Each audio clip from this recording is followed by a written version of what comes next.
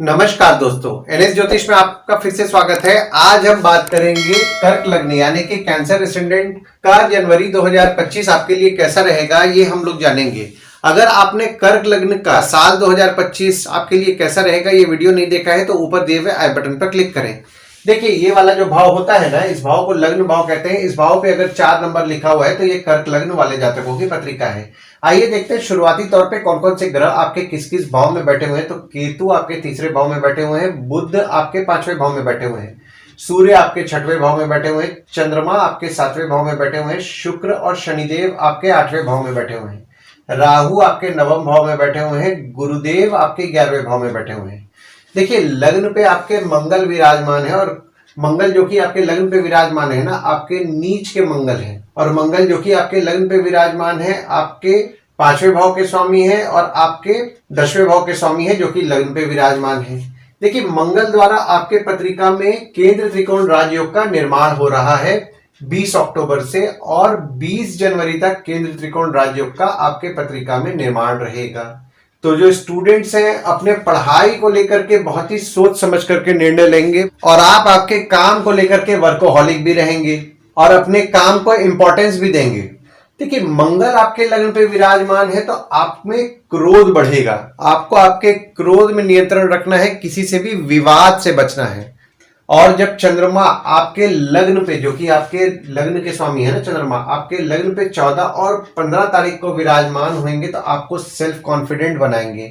और शुरुआती तौर पे 1, 2, 29 और 30 तारीख को चंद्रमा आपके 7वें भाव में विराजमान है तो आपके स्पाउस को लेकर के आपका फोकस बढ़ाएंगे। भागीदारी में काम करते हैं, भागीदार को लेकर के आपका फोकस बढ़ाएंगे।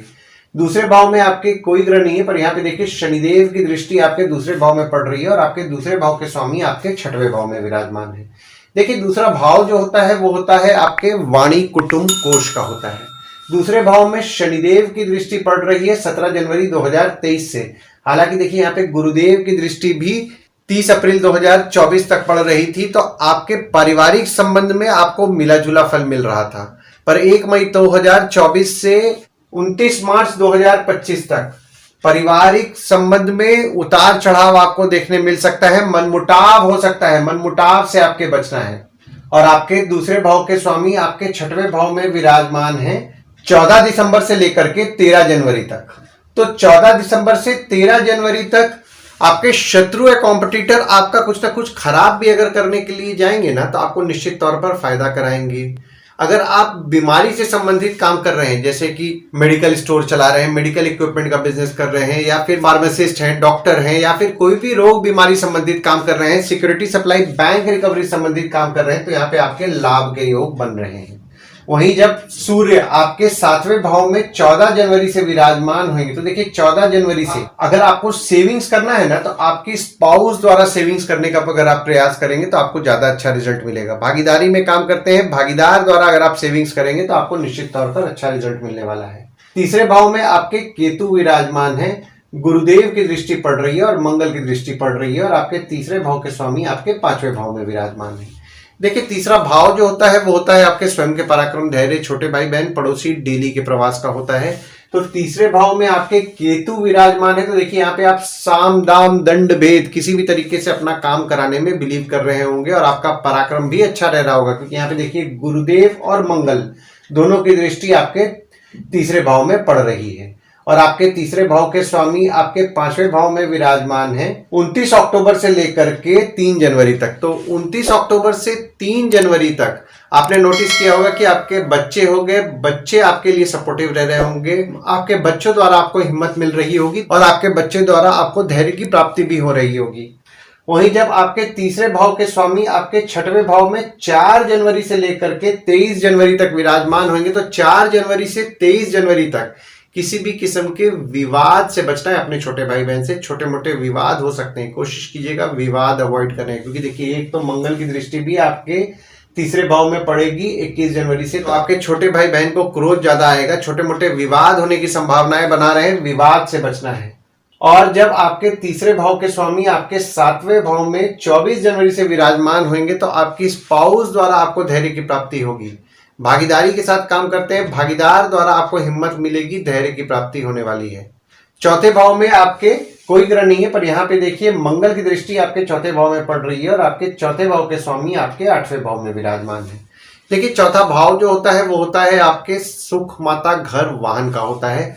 मंगल की दृष्टि आपके चौथे भाव में पड़ रही है 20 अक्टूबर से लेकर के 20 जनवरी तक। तो यानी जनवरी में शुरुआत के 20 दिन माता को क्रोध ज्यादा रहने वाला है, माता से किसी भी किस्म के विवाद से बचना है। और आपके चौथे भाव के स्वामी आपके 8वें भाव में विराजमान है 28 दिसंबर से लेकर के 27 जनवरी तक। तो 28 दिसंबर से 27 जनवरी तक माता की स्वास्थ्य थोड़ी बहुत बिगड़ सकती है।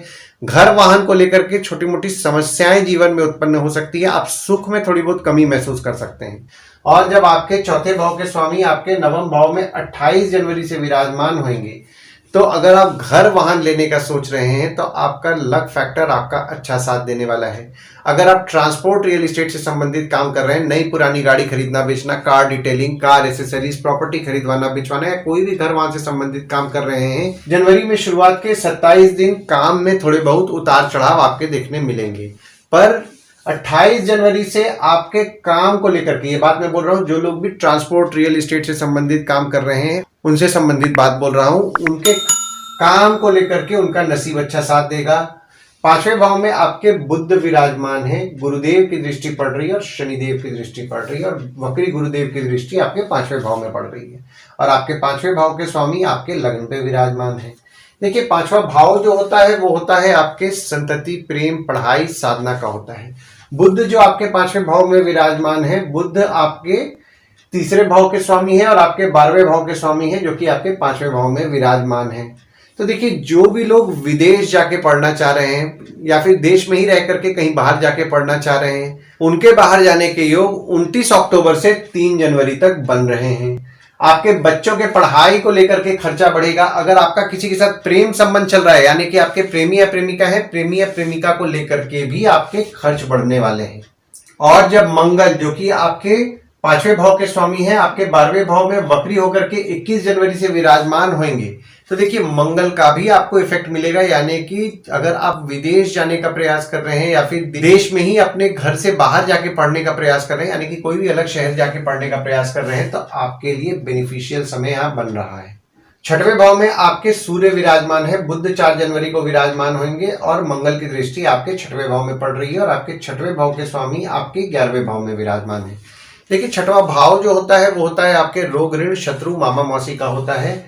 सूर्य आपके 6वें भाव में जो विराजमान है ना, सूर्य आपके 2रे भाव के स्वामी है जो कि 6वें भाव में विराजमान है। तो पारिवारिक मनमुटाव हो सकता है पैसे को लेकर के, मनमुटाव से आपको बचना है। और ये मनमुटाव की जो मैं बात कर रहा हूं वो 14 दिसंबर से 13 जनवरी के बीच की मैं बात कर रहा हूं। और बुध जब 4 जनवरी को आपके 6वें भाव में विराजमान होंगे, तो देखिए यहाँ पे बुध द्वारा आपके पत्रिका में विपरीत राजयोग का निर्माण हो रहा है। तो 4 जनवरी से लेकर के 23 जनवरी तक आप खर्च कम करने का प्रयास करेंगे। अगर आपके शत्रु या कॉम्पिटिटर पे कोई पैसा खर्च हो रहा है तो आप खर्च कीजिए, उससे निश्चित तौर पर आपको बेनिफिट मिलेगा। अगर कोई कोर्ट कचहरी का भी आपका मामला चल रहा है और कोई खर्च हो रहा है उस कोर्ट कचहरी के मामले में जिससे कि प्रॉब्लम सॉल्व हो सकता है, तो आप 4 जनवरी से 23 जनवरी तक अगर आप खर्च करेंगे तो उसका आपको पॉजिटिव रिजल्ट देखने मिलेगा और आप आपके संघर्ष से सब कुछ हासिल भी करेंगे। हालांकि देखिए यहाँ पे मंगल की दृष्टि भी आपके 6वें भाव में पड़ेगी 21 जनवरी से, तो आपके शत्रु या कॉम्पिटिटर के स्वभाव में थोड़ा क्रोध बढ़ेगा, वे आपसे झगड़ा करने का प्रयास करेंगे। कोशिश कीजिएगा किसी भी किस्म के विवाद से बचने का। 7वें भाव में आपके चंद्रमा विराजमान है और सूर्य बुध दोनों विराजमान हो रहे हैं। हालांकि सूर्य जो है 14 जनवरी को विराजमान हो रहे हैं और बुध आपके 24 जनवरी को विराजमान हो रहे हैं और आपके 7वें भाव में बुध आदित्य योग का भी निर्माण हो रहा है 24 जनवरी से। और आपके 7वें भाव के स्वामी आपके 8वें भाव में विराजमान है। देखिए 7वां भाव जो होता है वो होता है आपके स्पाउस, भागीदार का होता है। 7वें भाव में आपके बुध आदित्य योग जो बन रहे हैं ना 24 जनवरी से, यहाँ पे बहुत ही शुभ योग का आपके पत्रिका में निर्माण हो रहा है। हालांकि यहाँ पे आपके स्पाउस या भागीदार को क्रोध ज्यादा आ रहा होगा 20 अक्टूबर से, तो किसी भी किस्म के विवाद से बचना है। देखिए यहाँ पे आपकी स्पाउस या फिर आपके भागीदार के प्रति आपका फोकस रहेगा, पर उनको क्रोध ज्यादा आएगा, आपको भी क्रोध ज्यादा आएगा, तो विवाद होने के योग बन रहे हैं, विवाद से बचना है। हालांकि देखिए यहाँ पे छोटे मोटे विवाद होंगे, पर आपके स्पाउस या भागीदार के साथ आपको मजबूती भी देखने मिलेगा और आपकी स्पाउस या भागीदार को लेकर के कुछ ना कुछ खर्च बढ़ेंगे 24 जनवरी से। आपकी स्पाउस थोड़ी खर्चीली रहने वाली है 24 जनवरी से। भागीदारी में काम करते हैं, भागीदार को लेकर के कुछ ना कुछ आपके खर्चे बढ़ने वाले हैं 24 जनवरी से। 8वें भाव में आपके शुक्र विराजमान है और शनिदेव विराजमान है। और शनिदेव जैसा कि मैंने आपको बताया आपके 7वें भाव के भी स्वामी है, जो कि 8वें भाव में विराजमान है, और मंगल की दृष्टि भी आपके 8वें भाव में पड़ रही है। देखिए 8वां भाव जो होता है वो होता है आपके आयु, जीवन, मृत्यु, अचानक धन लाभ, ससुराल का होता है।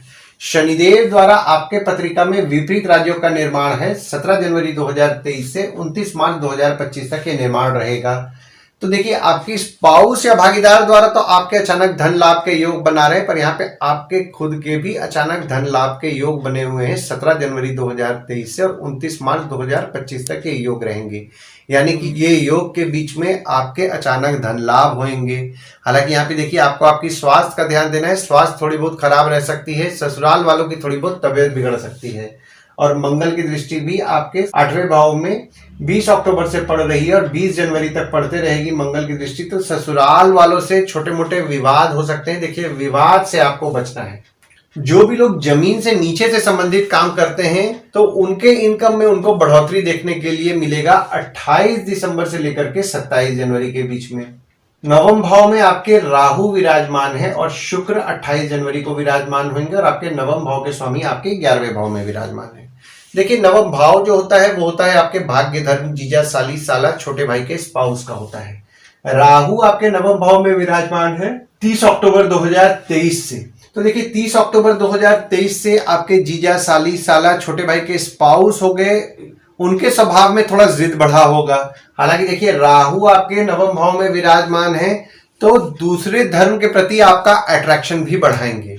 वहीं शुक्र भी जब आपके 9वें भाव में 28 जनवरी से विराजमान होंगे तो 28 जनवरी से इनकम को लेकर के आपका भाग्य अच्छा साथ देने वाला है। हालांकि देखिए आपके 9वें भाव के स्वामी भी आपके 11वें भाव में विराजमान है 1 मई 2024 से। और यहाँ पे देखिए वक्री गुरुदेव बैठे हैं तो आपके इनकम के लिए निश्चित तौर पर शुभ फल प्रदान करेंगे।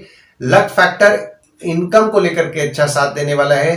कम्युनिकेशन से काम करने का प्रयास कर रहे हैं उसमें लक फैक्टर आपका अच्छा साथ देगा। कोई जान पहचान के थ्रू कोई काम करने का प्रयास कर रहे हैं तो भी आपका लक फैक्टर अच्छा साथ देने वाला है। 10वें भाव में आपके कोई ग्रह नहीं है, पर यहाँ पे देखिए शनिदेव की दृष्टि आपके 10वें भाव में पड़ रही है और ये शनिदेव की नीच की दृष्टि आपके 10वें भाव में पड़ रही है और आपके 10वें भाव के स्वामी आपके लग्न पे विराजमान है। देखिए 10वां भाव जो होता है वो होता है आपके बॉस, पिता, काम, ऑफिस का होता है।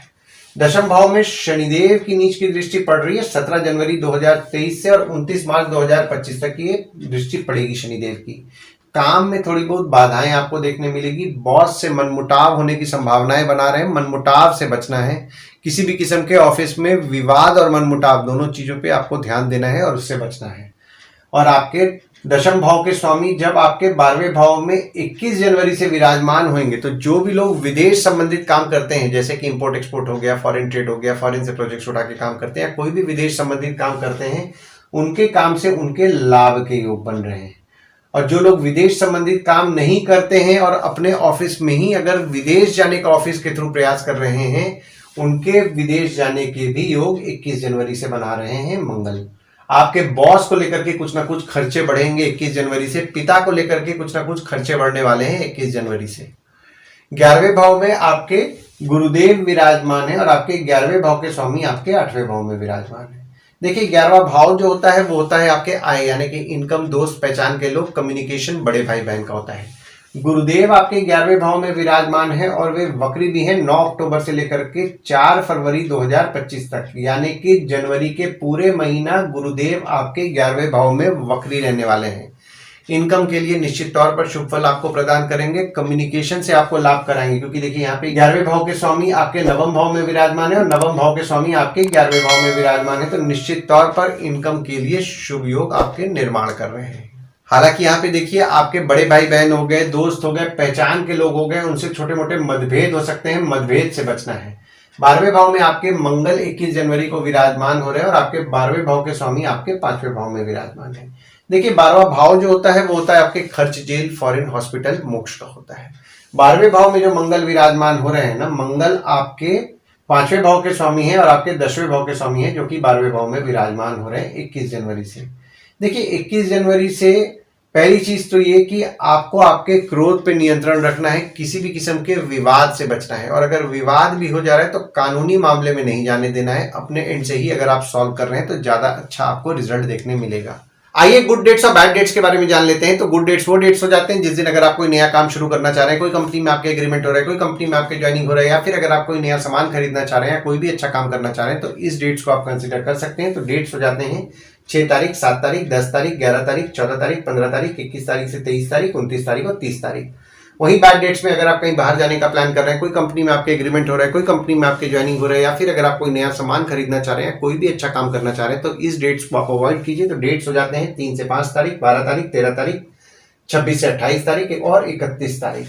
इस डेट्स को आप कहीं लिख के रख लीजिए ताकि आपके ध्यान में रहे। और उपाय में आपको देवी की पूजा नियम पूर्वक करना है। शुक्रवार के दिन देवी के मंदिर जाएं, अर्गला स्तोत्रम का पाठ करें, और अमावस्या के दिन एक कागज का कटोरी लें, उसमें दही भात रखें, और अपने छत पे अगर पितरों का नाम लेकर के दही भात को रख रहे हैं तो आपको अच्छा लाभ होगा। आशा करता हूं इस वीडियो में दी हुई जानकारी आपको पसंद आई होगी। अगर आप हमें YouTube पे देख रहे हो और ये वीडियो आपको पसंद आया हो तो इस वीडियो को लाइक कीजिए, चैनल को सब्सक्राइब कीजिए, नोटिफिकेशन बेल जरूर दबाइए।